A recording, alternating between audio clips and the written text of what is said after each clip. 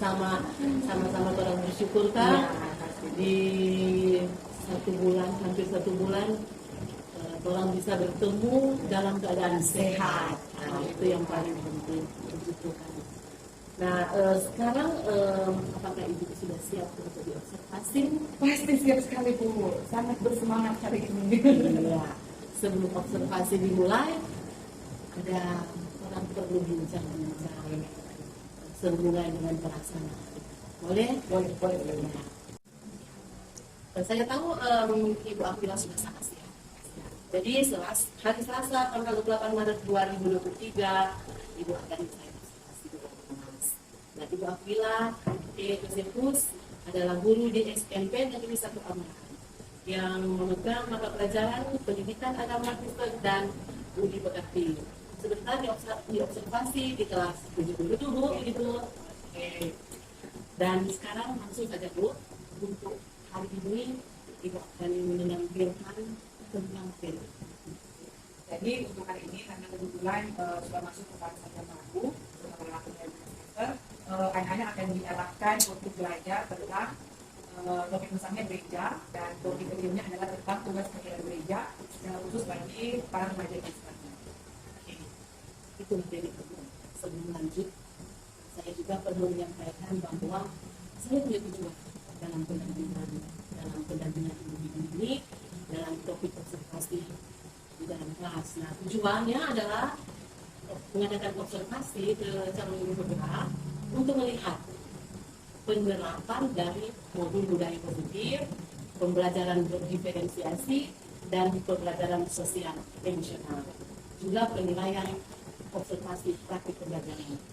Dan saya tahu calon guru sudah sangat memahami modul ini. Karena sudah berulang-ulang baik dalam tugas, implementasinya dalam pembelajaran di dalam kelas. Betul Bu? Oke. Jadi tidak diragukan lagi. Lanjut Bu. Tujuan pembelajaran ada berapa yang khusus? Oke, jadi saya untuk materi ini dalam pertemuan sebentar saya merancang ada 3 tujuan pembelajaran yang saya harap bisa tercapai dalam pembelajaran hari ini. Tujuan yang pertama yaitu lewat pembelajaran hari ini saya berharap murid mampu menjelaskan hakikat gereja sesuai dengan pengamatan dan pengalaman mereka. Kenapa saya mengangkat tujuan ini? Karena sesuai dengan topiknya ada berbicara tentang gereja, saya berharap murid-murid bisa benar memahami apa itu gereja, agar supaya tidak ada kesalahpahaman. Karena saya melihat anak-anak sekarang khususnya para remaja yang justru adalah usia yang sangat rentan dengan tantangan-tantangan yang Bu. Kalau tidak diisi dengan materi-materi seperti ini, mereka akan kehilangan identitas sebagai gereja. Jadi saya berharap mereka bisa memahami dan menjelaskan hakikat gereja itu seperti apa. Kemudian tujuan yang kedua, lewat pembelajaran ini saya berharap anak-anak bisa menjalankan tugas-tugas pembinaan gereja menurut pandangan mereka sebagai remaja Kristen. Karena tugas pembinaan gereja tentu berbeda dalam pandangan orang dewasa, dan juga menurut pandangan anak-anak remaja. Mungkin mereka punya pandangan yang unik tentang tugas pembinaan gereja itu, dan bagaimana mereka bisa mengimplementasikan itu sesuai dengan keunikan mereka. Seperti dalam pembelajaran diferensiasi yang kita belajar selama ini. Jadi saya mengangkat itu karena saya juga menyadari bahwa anak ini memang sangat unik dan kita juga tidak bisa membatasi perkembangan mereka sekalipun dengan kebebasan gereja atau kebebasan gereja. Tujuan yang ketiga, saya berharap dengan adanya materi tentang gereja, penjelasan tugas-tugas pelajaran gereja, mereka juga mampu membuat karya. Dan ini nanti berkaitan dengan pembelajaran diferensiasi yang saya sampaikan, mungkin nanti bisa jadi diferensiasi produk bagi anak-anak dari pembelajaran hari ini. Jadi semua sudah membuat karya itu masih di pembelajaran berdiferensiasi. Yang utama kali karena konsep pemikiran mereka, pemahaman materi mereka terlihat apakah mereka mengerti atau tidak dari karya mereka. Oke, lanjut. Ada yang pengembangan yang tidak dicapai. Ya, jadi tentu berangkat dari tujuan pembelajaran. Jadi saya berharap tujuan tercapai supaya ada yang bisa dikembangkan dari anak-anak. Yang pertama, saya berharap bisa berkembang dari dalam diri anak-anak yaitu kesadaran bahwa mereka itu adalah gereja, ya, adalah gereja, dan bagaimana mereka sebagai gereja bisa menunjukkan secara langsung perannya dalam gereja itu sendiri. Bukan cuma terlibat dalam kegiatan gereja, tapi tidak mau berperan untuk pembangunan atau perkembangan gereja. Yang kedua, saya berharap bisa berkembang dari anak-anak, yaitu bagaimana mereka bisa terampil dalam mengimplementasikan tugas pelajaran gereja itu. Jadi bukan cuma ada pembinaan, tapi mereka juga bisa mewujudkan dalam tindakan mereka. Jadi implementasinya. terkait dengan tugas kerja mereka yang mereka pahami. Kemudian yang terakhir, saya juga berharap bisa berkembang yang tadi itu diferensiasi produknya Bu, mereka punya keterampilan untuk menuangkan ide, gagasan mereka dalam sebuah karya. Kalau mereka sudah terbiasa dengan itu, juga tidak mungkin mereka akan menjadi mencipta karya di masa depan. Kalau kita membiasakan itu dalam proses pembelajaran. Sebelum ini, sebelum pendampingan ini, sudah berada makanya seperti itu. Oh, sudah pasti, karena seperti katakan tadi, ini pembelajaran di dalam guru penggerak memang sangat bermakna. Bagaimana kami bisa belajar tentang pembelajaran berdifferensiasi, sosial emosional, dan secara perlahan sebelum ada pemilihan tugas, saya juga dengan ada rekan-rekan guru yang lain sudah mencoba untuk menerapkan itu. Bagaimana bisa mengajak untuk anak-anak untuk menikmati pembelajaran, dan dengan ide dan gagasan mereka bisa menciptakan sebuah karya, seperti itu dengan alat kasih, dan mungkin memberdayakan tangan-tangan yang ada, untuk supaya apa yang mereka punya dalam gagasan mereka bisa mereka tuangkan dalam sebuah karya atau produk. Jadi di situ sudah tercapai pembelajaran diferensiasinya secara emosional. Kalau nilai positif bukan dari nilai itu lebih hebat. Kalau itu memang sudah dilaksanakan di atas, bentuknya seperti itu, pelaksanaannya seperti itu, pasti akan menimbulkan sesuatu yang seperti pasti ini terjadi lebih menyenangkan, lebih tercapai apa yang orang harapkan kalau strategi yang kita gunakan tepat. Setelah sudah dirancang seperti ini, apa strategi yang sudah dipikirkan? Jadi ini merupakan tugas dan juga tantangan bagi guru kita untuk bisa menentukan strategi yang tepat untuk setiap materi yang kita rancang dan tujuan yang kita rancang. Untuk tujuan dalam pembelajaran ini saya menggunakan strategi discovery learning. Nah, dalam pemilihan strategi ini karena saya membayangkan dalam pembelajaran anak-anak tidak akan langsung diberikan sajian materi, tetapi akan mengarahkan mereka untuk mencari tahu, memahami, membuat konsep, mencari arti atau makna, sehingga mereka bisa mengorganisasi diri mereka sendiri, pikiran mereka dapat olah untuk menemukan satu pemahaman terkait materi yang mereka bahas. Nah, kemudian tidak hanya itu, saya juga akan coba menerapkan kemudian pembelajaran kooperatif, dan saya memilih satu tipe jigsaw dalam pembelajaran ini, dan saya buat sedikit lebih bervariasi supaya tidak terlalu monoton. Saya modifikasi tipe ini dengan saya beri nama My Trip My Lesson. Mungkin dengan penamaan seperti itu akan membuat anak lebih tertarik, ya kan? My Trip My Lesson, tapi dengan menggunakan tipe jigsaw itu. Bagaimana anak-anak akan diharapkan untuk berdiskusi, ada kelompok asal mereka, kemudian akan diberikan satu bahan pokok pembahasan yang akan dibahas dalam kelompok asal.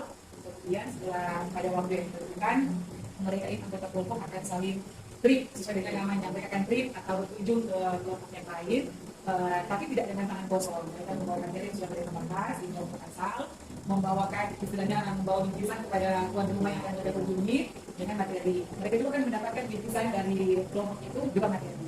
Akan terjadi sesi berbagi dan tukar pikiran dalam sesi itu.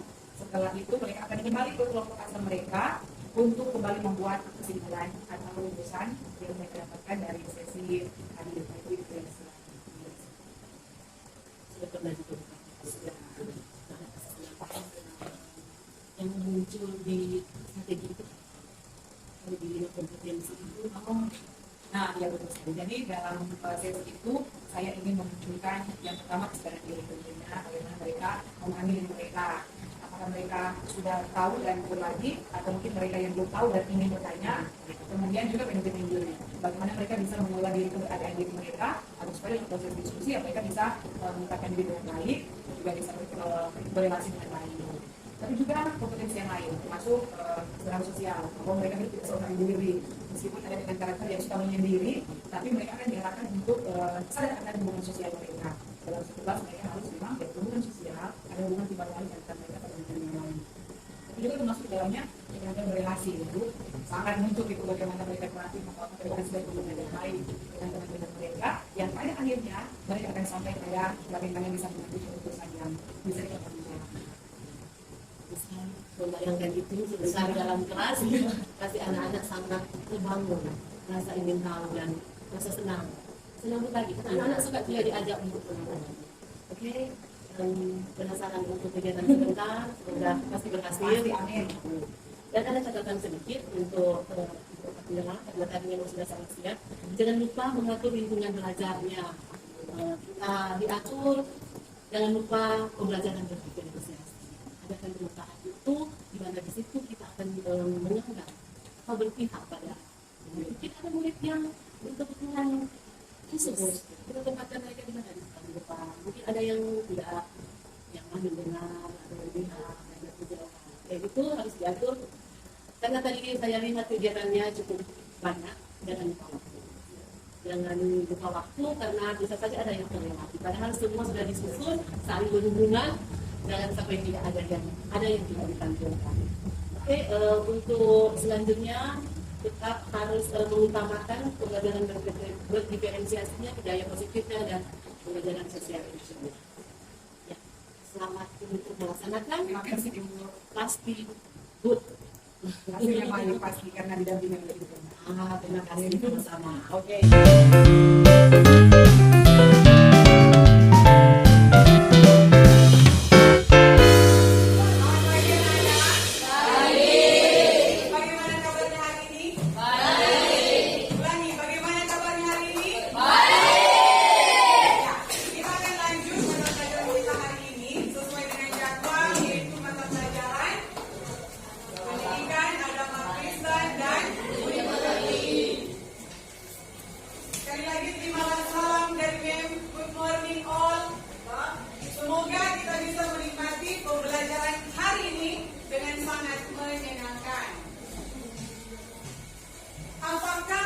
Kalian sudah siap untuk belajar hari ini?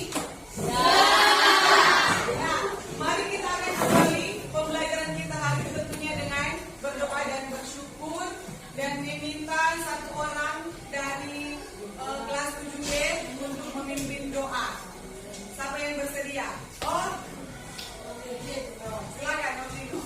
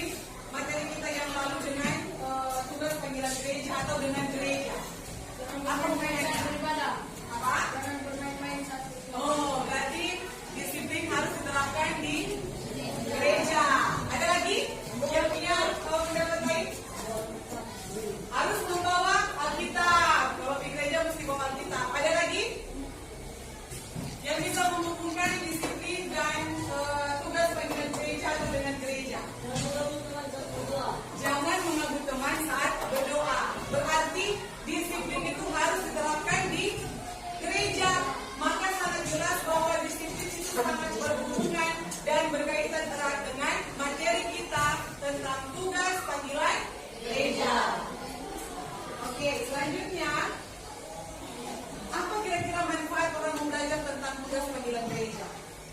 Ada yang bisa menyampaikan orang belajar tentang tugas panggilan gereja? Apa manfaatnya kira-kira bagi kalian secara khusus sebagai remaja Kristen? Bisa membuat kami dekat dengan kita. Bisa membuat lebih dekat dengan Tuhan atau Wino? Menjadi teladan. Kalau orang bisa memahami apa itu gereja, tugas panggilan gereja, tentu kita akan bisa menerapkan dalam kehidupan setiap hari. Dan kita akan bisa menjadi teladan seperti yang dikatakan oleh Wino, dan kita juga bisa mendekatkan diri dengan Tuhan seperti apa dikatakan oleh Gen. Jadi kita bisa manfaatkan tugas panggilan hari. Nah, dalam pembelajaran kita hari ini ada paling kurang 3 tujuan pembelajaran yang akan kita capai. Yang pertama, boleh diisi ada, melalui proses pembelajaran ini, murid dapat menjelaskan hakikat gereja sesuai dengan pengamatan dan pengalaman kalian. Yang kedua, melalui proses pembelajaran, murid mampu menjalankan tugas-tugas panggilan gereja menurut pandangan remaja Kristen. Dan yang ketiga, murid mampu membuat sebuah karya tentang gereja masa kini. Oke, sejelas apa yang kita capai hari ini ya? Ada 3 tujuan yang akan kita capai. Nah, ada tulisan apa di depan? Stop. Berarti silakan berhenti dari aktivitas kita. Kita tenangkan diri kita masing-masing. Kita berusaha supaya bisa hadir penuh dalam kelas ini, dalam pembelajaran ini, supaya bisa fokus dan kalian bisa menerima manfaat secara langsung terkait pembelajaran kita hari ini. Silakan hentikan dari semua aktivitas, tarik nafas, hembuskan pelan-pelan, tarik nafas lagi, hembuskan pelan-pelan, supaya kita bisa merasakan bahwa kita benar-benar harus hadir penuh dalam pembelajaran ini. Oke, kita masuk dalam kegiatan selanjutnya. Kegiatan inti yang pertama, kita akan belajar dari video. Maka apa yang harus kalian lakukan kalau belajar dari video? Memperhatikan, menyimak dengan baik apa yang akan ditampilkan dalam video sebentar. Jejak kekristenan di tanah Minahasa. Hai Jesus, tahukah Anda bahwa kota Manado yang berada di tanah Minahasa 2 tahun berturut-turut menjadi kota paling toleran di Indonesia? Penelitian ini dilakukan oleh Setara Institut Jakarta. Manado sebagai salah satu dari 10 kota dengan peringkat toleransi tertinggi di Indonesia, sebagaimana hasil studi indeksing yang kami lakukan. Jelas Ketua Badan Pengurus Setara Institut Hendardi yang dikutip Manado Today 7 Desember 2018. Memang tidak heran jika Manado menjadi kota toleransi, sebab toleransi di tanah Minahasa sudah terbangun sejak tahun 1830. Tapi apa yang menyebabkan mereka memiliki rasa toleransi yang tinggi? Saksikan sejarah Kristen kali ini sampai habis ya.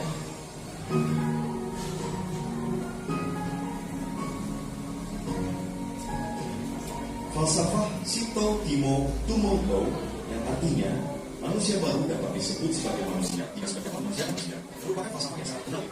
Falsafah ini lahir dari sekolah awal Indonesia dan Bangsa yang memiliki semangat bangsa itu dengan gereja diri, gereja dikelola dan dipimpin oleh orang Indonesia yang bersangkutan Minahasa. Injil di Minahasa. Kekristenan di tanah Minahasa lahir dalam proses sejarah yang panjang. Perjumpaan masyarakat Minahasa dengan dunia barat dan kedatangan bangsa Portugis yang ingin membangun hubungan perdagangan dengan orang Minahasa pada tahun 1863. Hubungan dagang ini juga disertai dengan misi penyebaran iman Katolik. Pendatang Portugis di mana menggunakan peran orang-orang. Dalam rombongan itu turut serta seorang pastor bernama Diego de Magalhães yang dalam pelayanannya berhasil membaptis rakyat Manado dengan 1.500 rakyat. Hai Jesus, tahukah Anda? Jadi itu singkat cerita tentang perkembangan gereja atau bahkan munculnya gereja di mana? Di Minahasa. Nah, kita akan berefleksi sedikit dari video yang kita tonton tadi. Pertama, karena ini sudah sampai selesai, karena ini sampai selesai nanti itu memberikan tentang sejarah perkembangan gereja dari masa ke masa. Tapi ini hanya akan memberikan gambaran bagaimana gereja di awal mula bisa berdiri di Minahasa. Dan tadi kan sudah jelas di video tergambar. Pertanyaan pertama, apa yang kamu pikirkan tentang gereja setelah menonton video yang tadi? Oke? Ya, enggak ada gereja.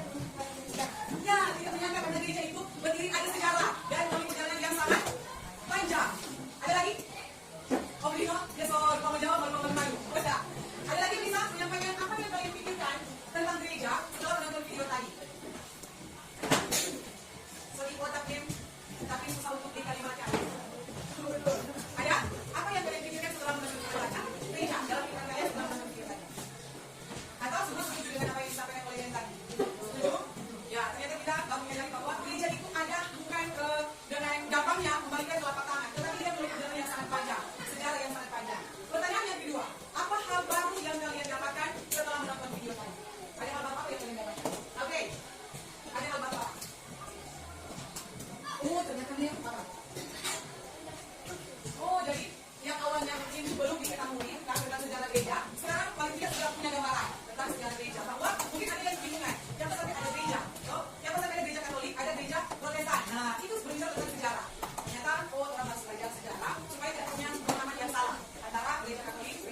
mendengarkan dan saling memberi daya tarik.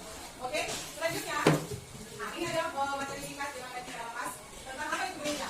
Nah, menurut Nifrit dan Bolan dalam sebuah buku Kegiatan BPK Dunia, gereja berasal dari bahasa Portugis yang disebut apa itu? Igreja.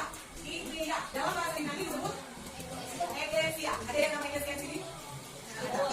Yang dapat ditemui dalam kitab Perjanjian Baru yang artinya jemaat. Selanjutnya, kata eklesia artinya orang-orang yang dipanggil keluar sebagai orang merdeka dari dalam dunia dan ditempatkan di dalam dunia untuk memberitakan kabar baik bagi dunia. Nah, perhatikan baik-baik. Gereja adalah orang yang dipanggil keluar untuk memberitakan kabar baik bagi dunia. Gereja juga dikenal sebagai tubuh Kristus, di mana Yesus Kristus adalah apa? Kepala dari tubuh itu, dan anggota gereja disebut sebagai anggota tubuh Kristus. Jadi, kita semua ini adalah anggota tubuh Kristus. Bahwa ini adalah anggota tubuh Kristus yang kepalanya adalah Yesus Kristus.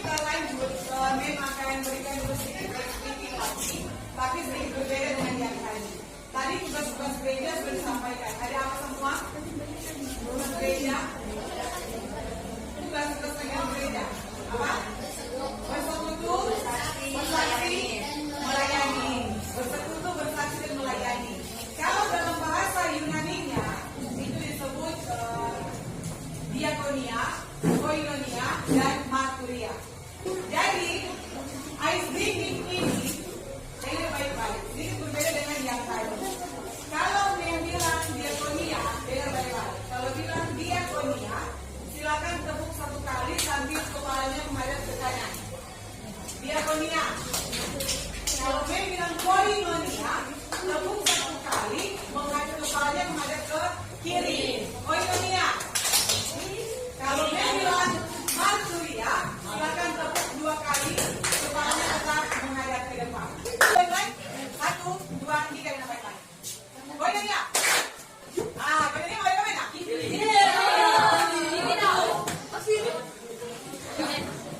Marturia. Marturia itu apa? Lagi. Diakonia. Jangan lupa pindah. Jangan lupa bergerak mulai sampai yang salah. Jangan. Diakonia mau ada kemana?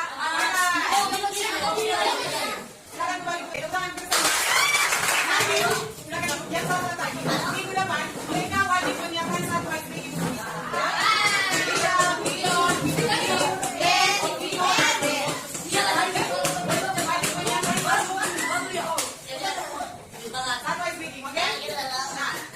Ada satu pertanyaan bagi kalian. Satu pertanyaan yang bagi kalian. Bukan wajib. Yang memang bisa kalian jawab. Nah, pertanyaannya, bisakah kalian memberikan gambaran kira-kira apa yang bisa kalian lakukan untuk mewujudkan peran kalian dalam pertumbuhan gereja? Nah, di video tadi kalian sudah menyaksikan bagaimana sejarah perjalanan kekristenan sampai bisa terbentuknya gereja.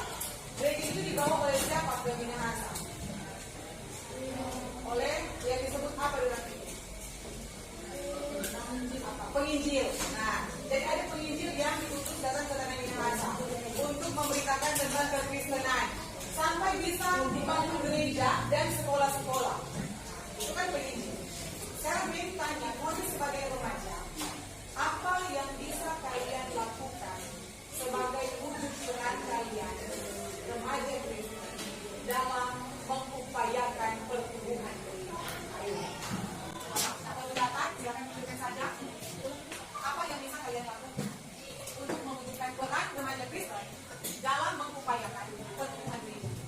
Ya, mengabdi kepada Tuhan. Oke, apalagi coba buat dengan lebih detail contoh yang mau bisa lakukan. Contoh real, konkretnya seperti apa? Mengabdinya seperti apa? Khusus dalam posisi kalian sebagai remaja ya, sebagai remaja Kristen kira-kira apa yang bisa kalian lakukan? Sekarang berdiri dan iya ya, mungkin dan apa yang bisa kalian lakukan? Jangan cepat-cepat jawab. Nah, yang ada yang mengajar di sejarah tadi orang melihat bahwa ternyata gereja itu sudah berkembang, terus bertumbuh. Yang awalnya mungkin cuma menginjil atau ibadah, tapi mulai ada jemaat-jemaat yang tempat ibadah, oleh karena ada injil yang dibawa. Nah, gereja itu pasti bertumbuh dari zaman dulu tahun 1800 sekian sampai sekarang tahun 2023 pasti berbeda kok. Perbedaannya karena pertumbuhan gereja. Nah, sekarang yang tadi soal tentang menginjil dalam semua gereja. Orang yang bawa gereja yang bangun jemaat. Sekarang mau sebagai remaja. Apa menjadi peran yang boleh ditunjukkan dalam upaya gereja semakin bertumbuh? Berikan gambaran yang konkret. Apa kita sebagai remaja? Apa yang kita boleh memiliki supaya untuk gereja itu bisa bertumbuh? Artinya gereja tidak rusak, gereja tidak mundur-mundur, tapi ada pertumbuhan dalam gereja. Boleh silakan. Ayo, saya sebagai remaja bisa ini supaya kalau gereja bisa tetap berdiri, tetap eksis, maksudnya eksis ya, eksis gereja bisa tetap beribadah, bisa ada semangat gereja, semangat dalam beribadah, begitu. Ya, ayo, pikirnya kan. Saya jadi satu sebagai remaja, sumbangan kita bisa berapa? Oke, no, silakan. Tenang. Jangan dibuat apa yang akan dilakukan sebagai remaja. Bagaimana Miriam? Kita boleh ini, bagi waktu ini. Membangun penyembahan dengan Tuhan di saat apa? Bisa beribadah, kalau ada pribadi membangun penyembahan di saat apa paling tepat? Karena sebagai remaja membangun penyembahan itu di saat apa? Tadi kan di saat waktu mandi yang paling tepat untuk membangun penyembahan secara pribadi. Misalkan apa? Yang boleh manfaatkan untuk membangun penyembahan secara pribadi. Berdoa yang paling tepat supaya bisa fokus dalam penyembahan saat apa? Saat orang berdoa yang disebut dengan bersaat teduh. Ya,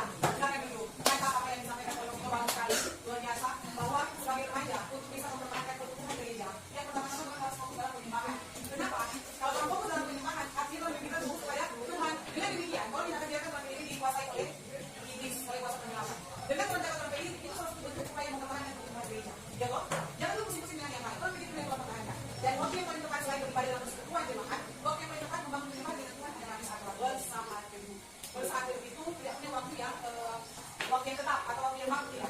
Kalau Tuhan nyaman bersatu di pagi hari, silakan. Ketika bangun Tuhan bersatu, bangun beriman dengan Tuhan supaya hari ini bisa berjalan dengan sangat baik dan menyenangkan. Silakan. Tapi mungkin bersatu bisa punya pulang sekolah, saat suasana yang hening, hanya saat teduh. Dan bisa Tuhan bersatu sudah ada di suri-suri luar, atau ada saat teduh, Tuhan bersatu dulu.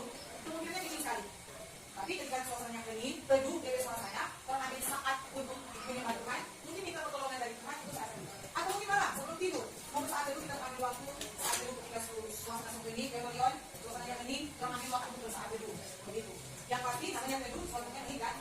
Nah, oke, boleh. Saya pahami itu saya bentuk upaya mempertahankan pertumbuhan diri. Ada yang lain?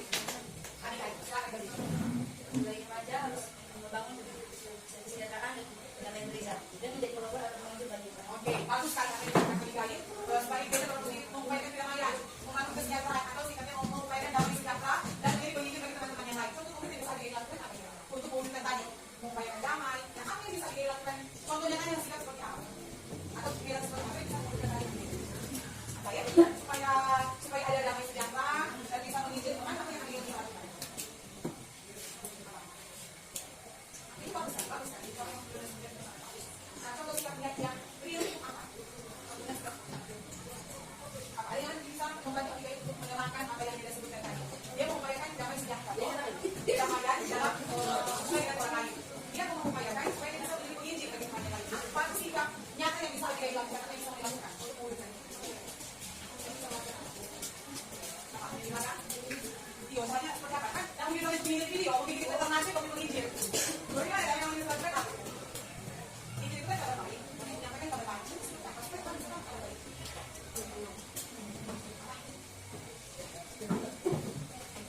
Apa itu sikapnya? Sampai tadi untuk menjawab apa yang kita sampaikan, kalau ke depan contohnya bersatu dulu. Bersatu dulu. Yang ini apa yang kita contoh sikap?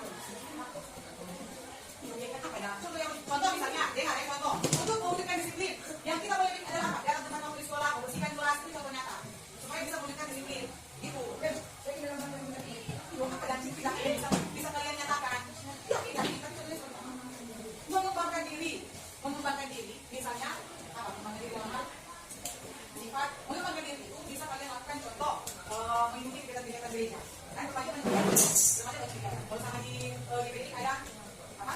Dimakan, ada juga yang dari kegiatan Tuhan tapi itu tenis dan rebana, ada selebrasi, itu betul-betul pengembangan diri. Jadi demikian, guys, ketika kita ada yang pengembangan diri, tapi kan ada banyak orang.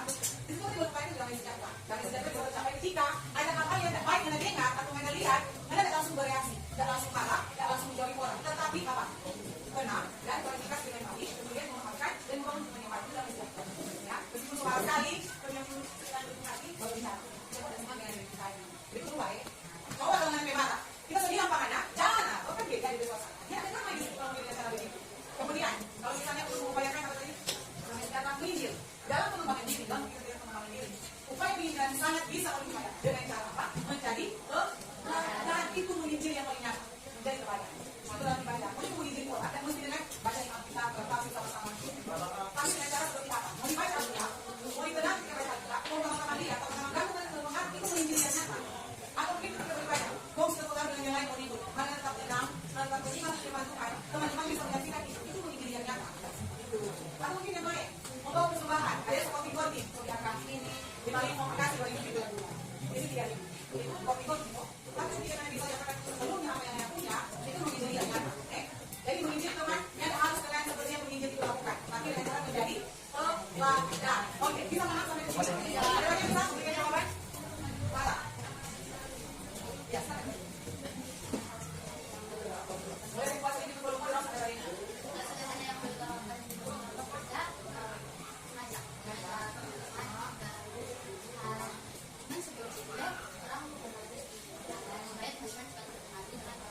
Oke, soal pasal yang dilakukan tadi itu tindakan nyata. Apa yang dilakukan dengan nyata, tapi itu dilakukan hal yang baik.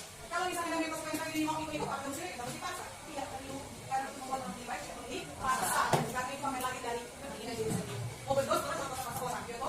Mau minum dari sejahtera, tapi paling tidak satu kali dua kali dia kan aja pasti akan ada pada pikiran itu kebijakan. Cuma itu jadi sampai dia dari mana? Itu suatu tindakan nyata. Jadi teladan juga demikian. Supaya teman-teman bisa cepat terpengaruh. Nah, sekarang di sini menjadi teladan supaya teman-teman bisa cepat terpengaruh. Caranya adalah orang harus supaya teman-teman cepat terpengaruh dan kalau teman-teman berdoa apa lagi? Apa yang mau bikin perubahan yang baik? Sekarang tetap untuk apakah hari ini kita orang yang baik besok tak bisa karena dia pengaruh harus orang yang baik. Tapi sebenarnya, begitu aja. Banyak teman-teman lakukan hal yang baik. Mari hari ini, ya, kita sudah bikin hal baik, dia ada pengaruh. Besok lagi kita bikin hal yang baik, dia ada pengaruh. Besok lagi bikin hal yang baik, dia ada pengaruh. Kita bikin hal buruk. Apakah ini benar? Terus lakukan hal yang baik. Ada orang lainnya. Konsisten. Itu berarti tetap dan tidak tetap dan tidak berubah. Itu konsisten. Supaya teman-teman bisa berpengaruh, itu konsisten. Itu dia boleh. Itu justru. Mungkin ada yang lagi boleh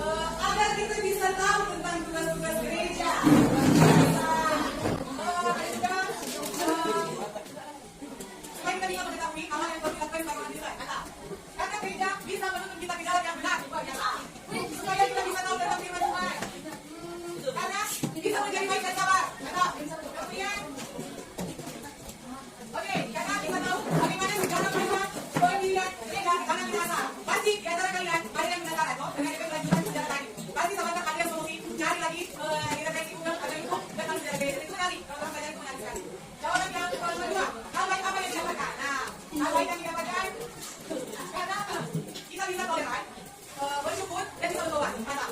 Bisa bertobat. Kemudian apa yang saya lihat dalam pembelajaran dapat mengenal baik sejarah berdiri gereja dan luar biasanya berdiri di Desa Minahasa. Luar biasa. Apa yang baik? Karena bisa berbagi pendapat. Karena kita berbagi pendapat dengan teman-teman lain.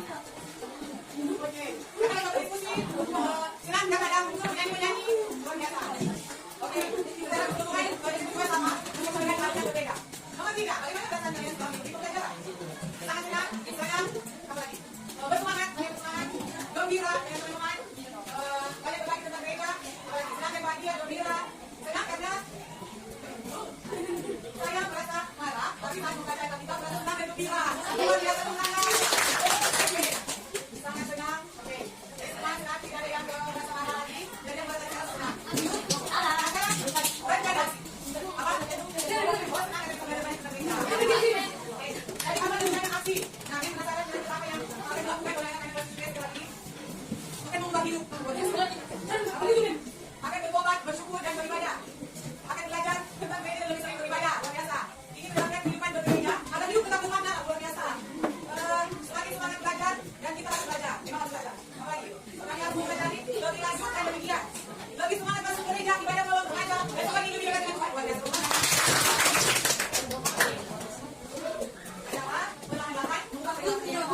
Lebih semangat belajar dan lebih belajar tentang gereja. Yang luar biasa. Lebih semangat untuk masuk gereja, masih follow dan masih belajar. Oke, nanti itu kita akan lihat di hasil minggu depan kira-kira dengan hasil ini apa yang kita bisa capai dalam minggu depan. Oke, nah sebelum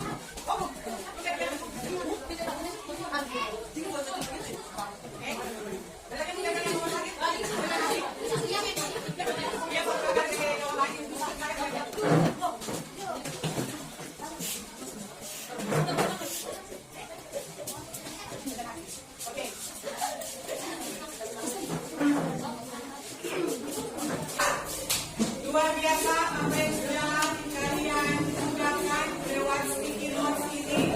Rencana aksi yang sangat memukau dan sangat menarik, dan berharap rencana aksi ini benar-benar bisa kalian upayakan untuk diterapkan dalam kehidupan setiap hari sebagai remaja Kristen, karena memang tentang gereja ini mungkin kalian menganggap ini hal yang sepele, tetapi apabila kalian tidak memahami gereja itu dengan baik, maka kemungkinan besar kalian akan mencoret gereja itu sendiri.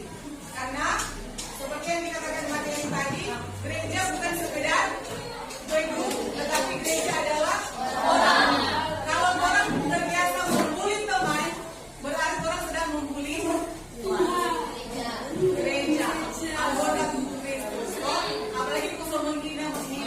Itu akan menjurus kepada tindakan dan tidak merusak nama baik gereja itu sendiri. Oke?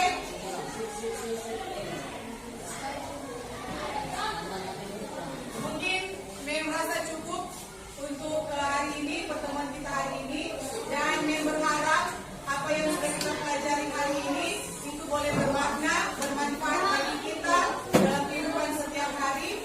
Dan untuk rencana aksi, untuk masuk forum, masuk remaja, masuk gereja, Mem juga bantu dalam doa supaya itu bisa terrealisasi dengan sangat baik. Dan tepuk tangan untuk kita semua.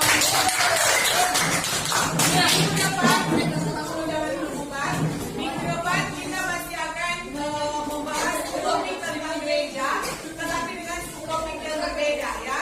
Jadi topik pembahasan minggu depan masih tentang gereja dengan topik yang berbeda. Oke, kita akan tutup pertemuan hari ini dengan doa. Oke. Silakan tenangkan diri masing-masing.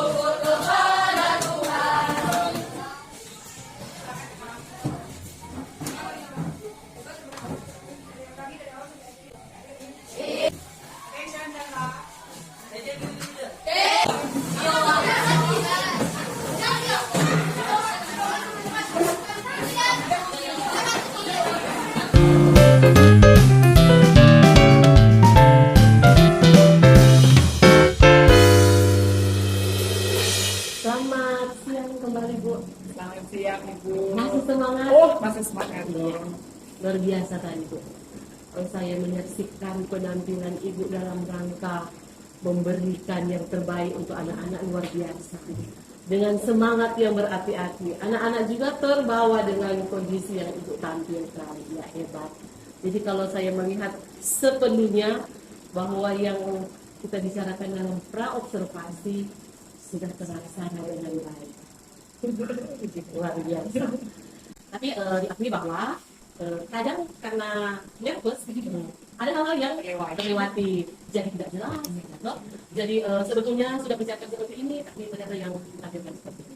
Oke, di percakapan setelah observasi ini tujuannya adalah untuk menganalisis hasil data observasi, kemudian percakapan kembali, perencanaan area pengembangan, dan rencana aksi pengembangan ini. Jadi ini akan kita percakapan sekarang melihat dari hasil yang Ibu tampilkan tadi yang sangat luar biasa. Nah, itu tujuannya, dan saya ingin tahu ketika Ibu sudah melaksanakan kegiatan pembelajaran ini, apa yang Ibu?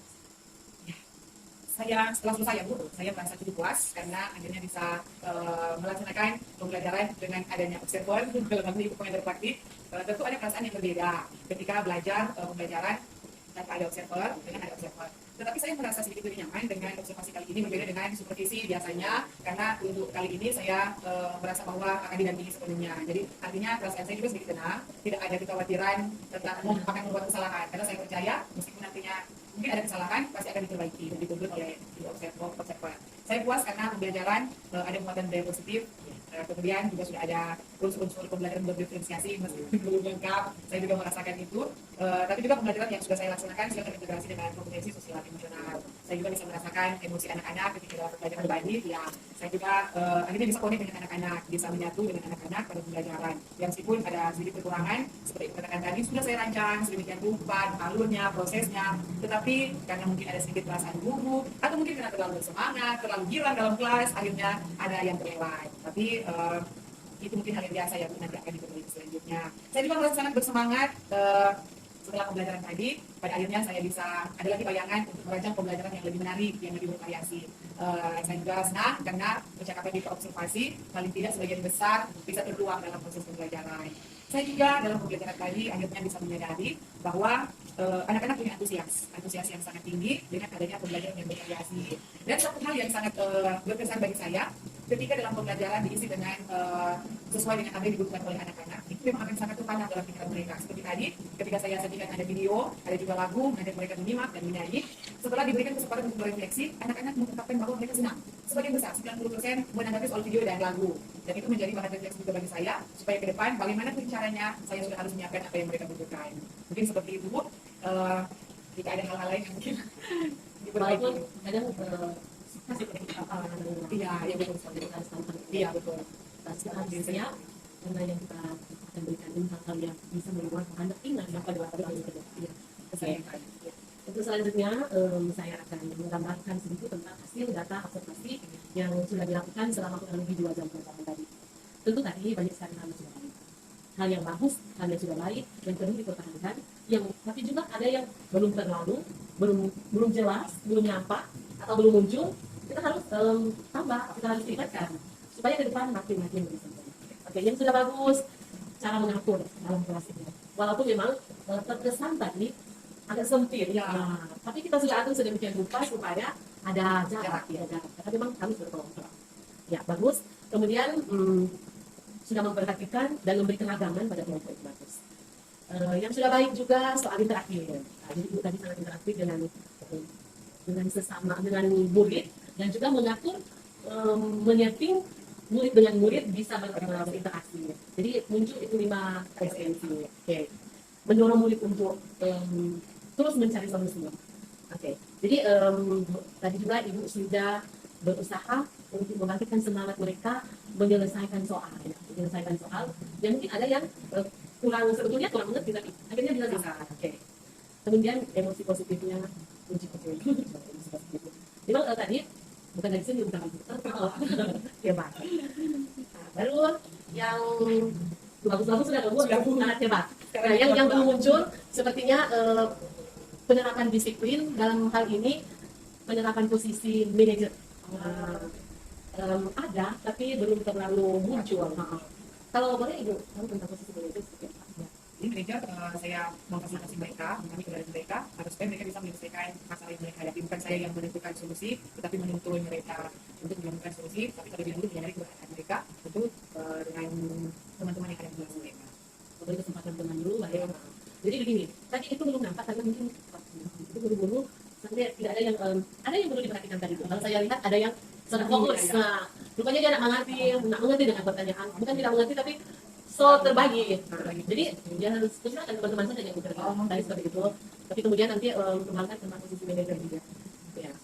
Lalu yang belum nampak juga yaitu dalam pemberian SBK. SBK tadi memang ada menyenangkan. Tapi setelah SBK bermakna itu, jelaskan hubungannya dengan materi supaya konektivitas dari materi dan kegiatan. Tapi sudah menyenangkan tadi ya Pak. Semua berbangun. Yang semulai loyo-loyo tidak semangat jadi disesuaikan. Jadi SBK itu terserah. Kalau kita lihat sudah harus pakai SBK silakan. Jangan cuma di saat awal atau akhir. Kalau di 10-20 menit ke depan cukup. Jadi kita sudah siap.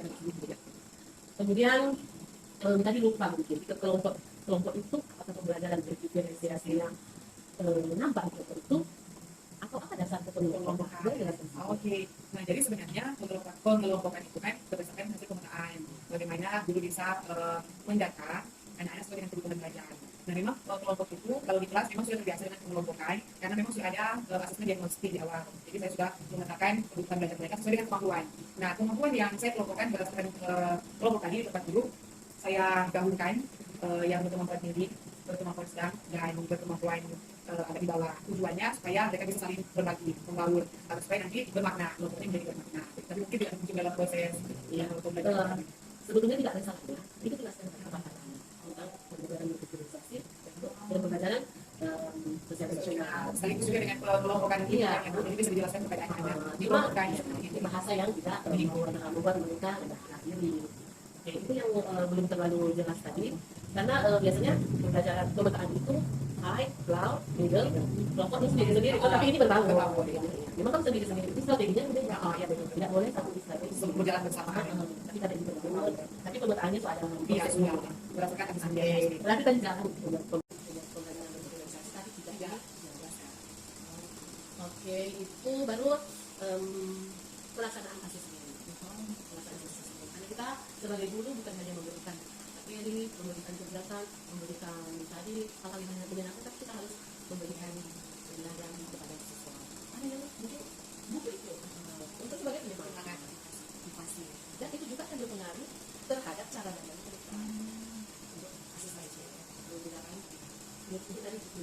Ya memang saya menyadari saya kurang fokus untuk memberikan penilaian karena mungkin terlalu fokus pada diskusi yang berjalan sampai lupa untuk memberikan penilaian karena memang buku katakan ada anak-anak yang itu sebagai sendiri dan penyemangat bagi mereka mungkin apabila mereka sudah melakukan hal yang terbaik untuk mereka kemudian tidak diberikan penghargaan dan tidak diberikan apresiasi mungkin akan ada muncul kekecewaan dalam diri.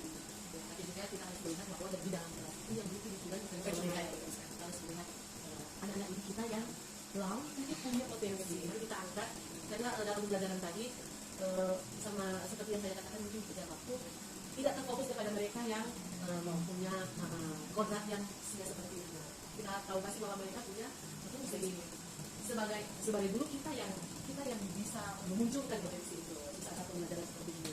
Apalagi kalau dalam prosesnya dia biasa cuma mencatat apa adanya dan tadi ketika dia bisa berbaur, bersemangat, prosesnya itu yang kita lihat bukan apa yang dihasilkan dari prosesnya.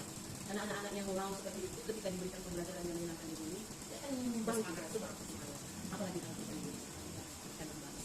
Oke, cuma seperti itu yang menjadi catatan sudah juga diperbincangkan dan setelah mendengar hasil dan presentasi ini apa rencana ke depan? Oke. Pertama saya mengucapkan terima kasih untuk hal baik dan juga yang perlu diperbaiki disampaikan memang sangat cocok dengan kegiatan tadi. Saya juga menyadari itu dan sangat bermanfaat bagi saya untuk kebaikan ke depan. Apakah saya bisa menanggapi dulu sebelum menyampaikan rencana? Saya bersyukur karena dengan adanya kegiatan ini saya bisa tahu apa yang perlu saya perbaiki dan apa yang perlu saya tingkatkan. Karena memang sebagai dulu apabila ada kegiatan seperti ini mungkin kadang-kadang akan lupa bahwa sebenarnya ada yang sudah baik yang perlu ditingkatkan dan ada hal yang belum baik yang perlu diperbaiki. Soal posisi manajer tadi yang saya sampaikan itu bahwa memang karena saya saya berpikir bahwa ini ada agenda observasi, sampai-sampai memang agak terkesan tidak begitu peduli dengan ada anak-anak yang ada punya masalah yang perlu diperhatikan. Saya sangat menyadari itu, dan untuk ice breaking memang benar harus punya ide ice breaking yang bermakna, yang sesuai dengan materi pembelajaran supaya ada konektivitas dari awal sampai akhirnya.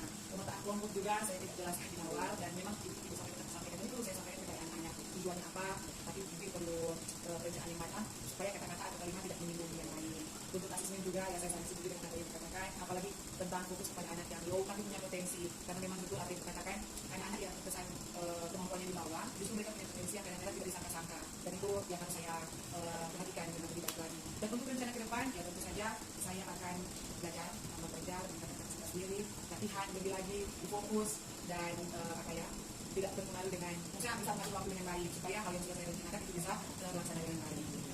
Jadi dengan rencana tindak lanjut yang sangat luar biasa motivasi diri yang saya ini itu rasakan namanya usaha untuk sama, karena kita akan menuju ke pengembangan. Karena rencana tindak lanjut itu berhubungan dengan pengembangan diri. Seperti apa saya ke depan? Apakah begini ini akan mempengaruhi saya? Ya, kalau menurut ibu, aktivitas apa yang ibu lakukan demi pengembangan diri? Untuk mengembangkan diri tentu harus ada banyak aktivitas yang dilakukan Bu. Ya, yang pertama yang paling penting saya belajar dari kegiatan GDP ini tentang refleksi.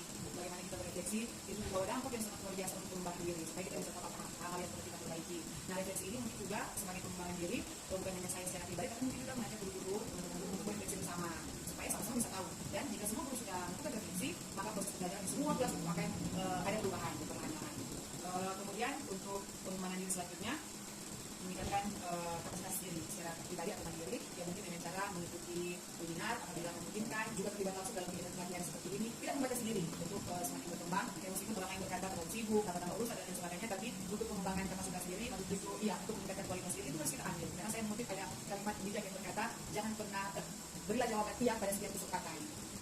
Kemudian juga mungkin bisa melibatkan orang tua dalam pendampingan dan sebagai sumber belajar, karena ada beberapa rubrik penilaian juga yang menjadikan itu bagaimana kita bisa mengundang orang tua sebagai guru tamu, kolaborasi dengan orang tua supaya juga mungkin orang tua bisa orang tua murid bisa menyaksikan langsung perkembangan anak kegiatan belajar di sekolah dan bisa memberikan dukungan secara langsung.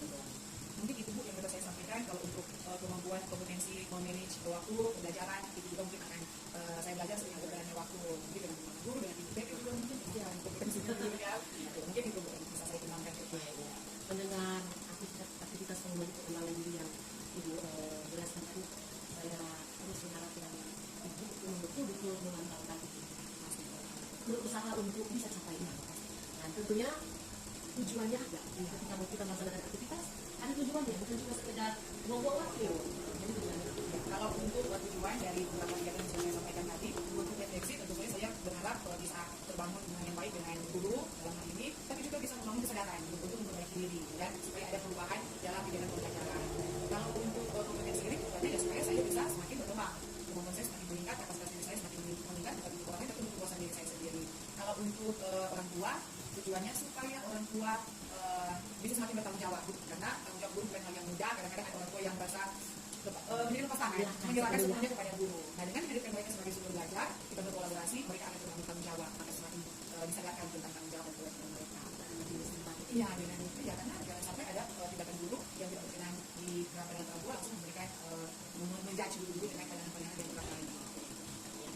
Setelah tujuan yang sudah dicapai itu tergambar, maka itu yang berhasil. Dan keberhasilan kalau untuk refleksi mungkin diukur bisa berhasil apabila semua guru sudah melakukan refleksi, dan nanti ketika sudah ada mulai perubahan dalam proses pembelajaran, berarti guru sudah merefleksi, sudah memperbaiki diri sehingga pembelajaran tidak berpusat pada guru tapi berpusat pada murid. Kemudian ukuran keberhasilan melibatkan orang tua ya kadang orang tua bersedia untuk mengiyakan menjadi sumber belajar dan juga bertanggung jawab dalam kegiatan pembelajaran. Dan juga ketika ibu merasa bahwa ibu saya sudah banget, apakah itu bisa dikembangkan lagi sebagai ukuran durasi kan? Mengimplementasikan. Jadi apa itu?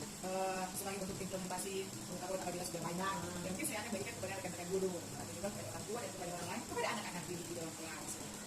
Contohnya selama ini pembelajaran yang dilakukan antara guru dan anak. Sebenarnya mengarah ke teknologi. Bisa gitu Bu? Bisa. Untuk ukuran Keberhasilan. Saya baru membayangkan yang saya sudah sangat bersemangat seperti apa. Mungkin itu bisa tergambar apabila pengalaman mungkin saya bagikan, dan pengalaman yang saya dapatkan bisa saya bagikan, bukan hanya semata materi pelajaran mereka dan juga pengalaman yang bisa saya bagikan kepada anak-anak yang bisa membangun motivasi mereka, tapi mungkin juga pada kesempatan tertentu kepada orang tua atau mungkin kepada rekan-rekan guru, mungkin seperti itu. Dalam komunitas belajar gitu Ustaz, karena di SMP 1 Amran ini sudah ada komunitas yang tercipta, yang sudah ada komunitas Matuari, jadi kita bisa maksimalkan di situ bagaimana kita bisa membagikan praktik-praktik baik kepada rekan-rekan guru. Bisa untuk kapasitas yang lebih besar. Kapasitas yang lebih besar mungkin antar sekolah bisa membagikan atau mendistribusikan kepada sekolah-sekolah yang lain gitu. Karena ketika kita sudah mendapatkan banyak praktik baik dan tidak dibagikan, dia tidak akan memberikan dampak yang akan memberi pengaruh yang Bagus sekali untuk kedepannya sudah ada rencana yang bukan hanya memiliki ibu sendiri, tapi bisa menjadi orang lain menjadi lebih baik. Betul sekali, luar biasa ya. Kemudian dalam generasi lagi mau berhasil, apa kita ada? Siapa aku?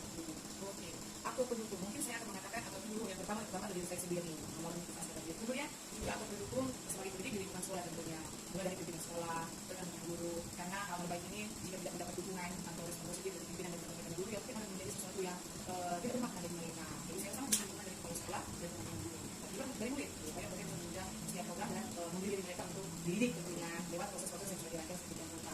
Tapi juga dukungan dari keluarga, dari orang tua, suami, anak, supaya paling tidak hal baik ini memang kami bisa memberikan makna dari dalam keluarga. Webinar berarti pelaksana langsung webinar, apakah mungkin narasumber, mungkin syukur, disiapkan dari DGP atau mungkin dari Ibu Ristek dan sebagainya pemerintah, itu juga pakai sangat mendukung dan sangat yang kita bisa memfasilitasi kegiatan itu.